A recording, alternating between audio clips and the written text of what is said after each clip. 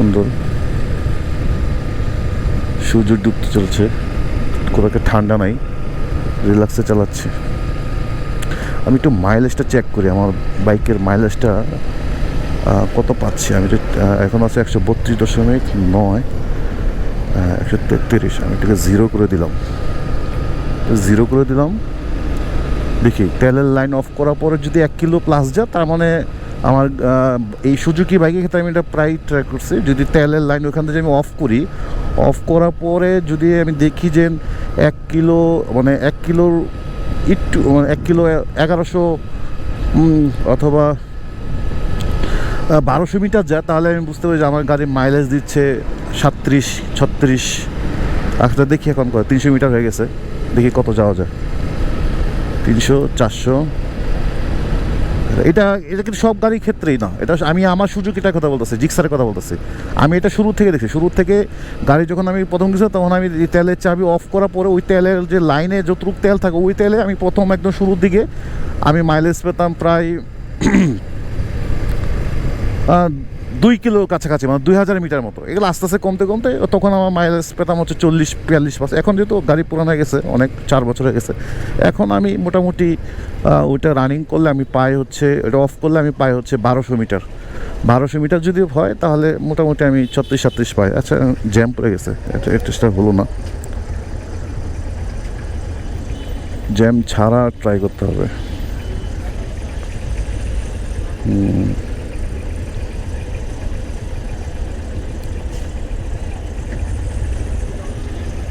এটা এদিক দিয়ে বাম দিক দিয়ে নামে।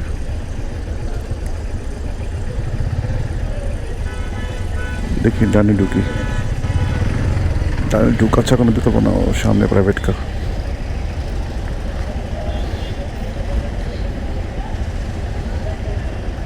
চেষ্টা হবে না, আমি আরেকবার টেলের লাইন যেখানে জ্যাম থাকবে না বড় চালান যায়, কারণ জ্যামে মাইলেজ টেস্ট করা যাবে না।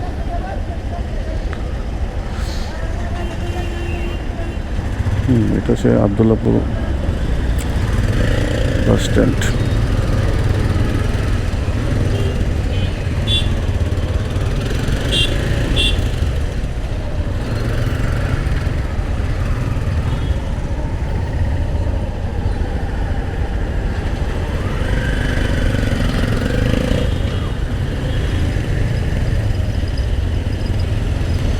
এখানে সবসময় জ্যাম লেগে থাকে, কন্টিনিউয়াসলি জ্যাম থাকে।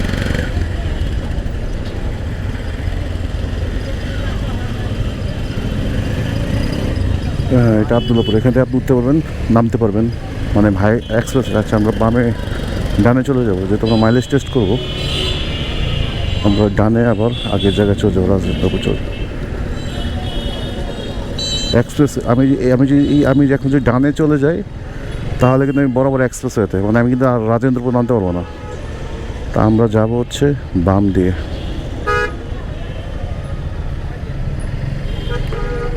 ওকে, আচ্ছা, আমি আবার ট্রাই করি 9-0 যে আমি তেলের লাইন অফ করে দেবো। ওকে, তেলের লাইন অফ, হ্যাঁ, 0 গেল, আমি তেলের লাইন কিন্তু অফ করে দিলাম। দেখি কত যায়। আমি আবার বলি, এটা আমি আমার বাইকে জিক্সারের ক্ষেত্রে আমি এটা অ্যাপ্লাই করছি, এই থিওরিটা, মানে এই প্রসেসটা। আমি অন্য বাইকের বিষয়টা আমি বলতে পারবো না, মানে আমি পরীক্ষিত শুরু থেকে।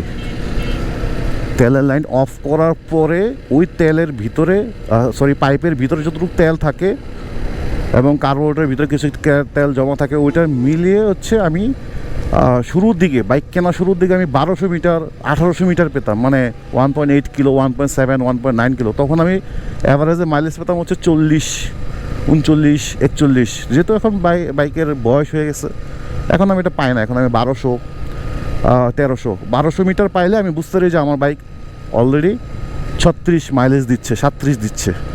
আচ্ছা, দেখি 5 হয়ে গেছে, সুন্দর রাস্তা।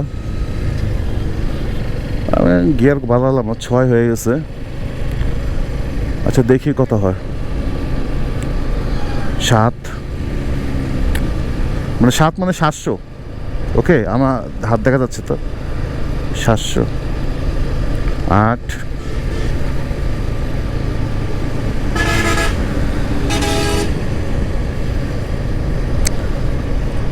9 এটা একটা বান্ডারি মসজিদ মেবি, আমি সেটা জানি না। এটা মাজার শরীফ, যারা মাজার বিশ্বাস করে এখানে মোটামুটি আসে। ওকে 1 কিলো হয়ে গেছে। আমি একটু গিয়ার কমাই, ওকে 0 1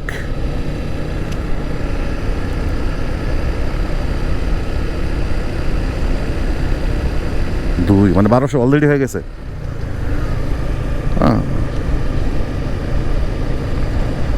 3 মানে 1300।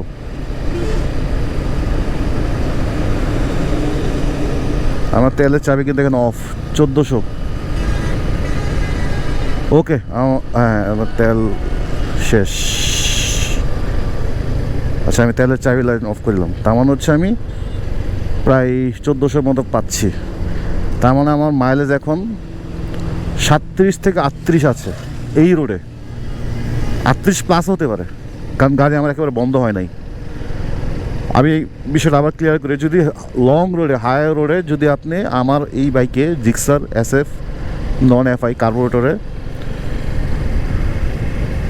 তেলের লাইন অফ করার পরে যদি আপনার হচ্ছে গাড়ি বন্ধ হওয়ার আগ পর্যন্ত যদি 1200 থেকে 1500 বা 1500 মিটার যদি পান, মানে 1.5 কিলো যদি পান, তাহলে বুঝতে পারেন আপনার মাইলেজ প্রায় 37 থেকে 38 অথবা 36 থেকে 37 এরকম হচ্ছে, মানে 36 প্লাস শিওর। ওকে, এটা টেস্ট করার জন্য আসছিলাম একটু, কারণ ঢাকার সিটির ভিতরে এরকম ফ্রি রোড আসলে কোথাও পাওয়া যায় না। এখানে আসলে আমি টেস্টটা করে ফেলি, কারণ রাস্তাটা একদম ক্লিয়ার থাকে সব সময়। এটা অনেক সুন্দর জায়গা এখানে।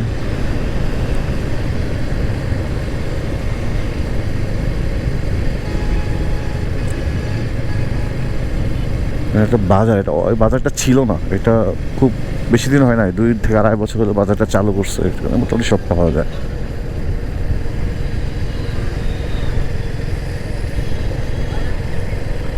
এই যে দেখেন, আমি কিন্তু হর্ন দিলাম,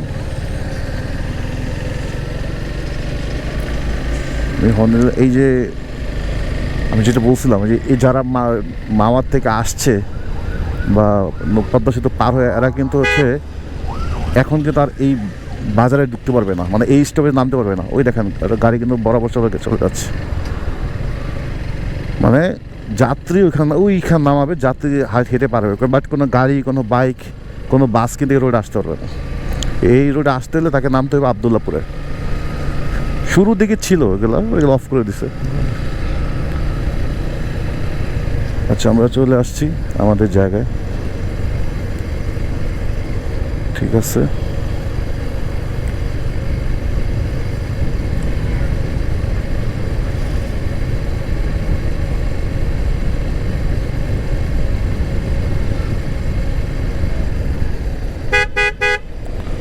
আচ্ছা, আমি একটু সামনে থেকে আসি।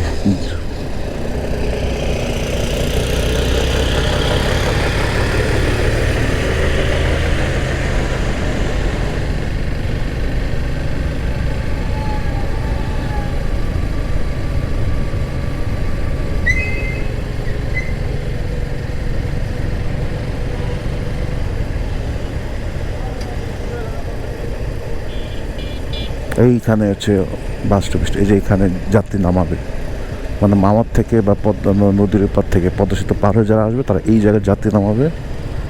এই যাত্রী এখান থেকে বের হয়ে অটো রিক্সা, বাট বাস কিন্তু এখানে আসতে হবে।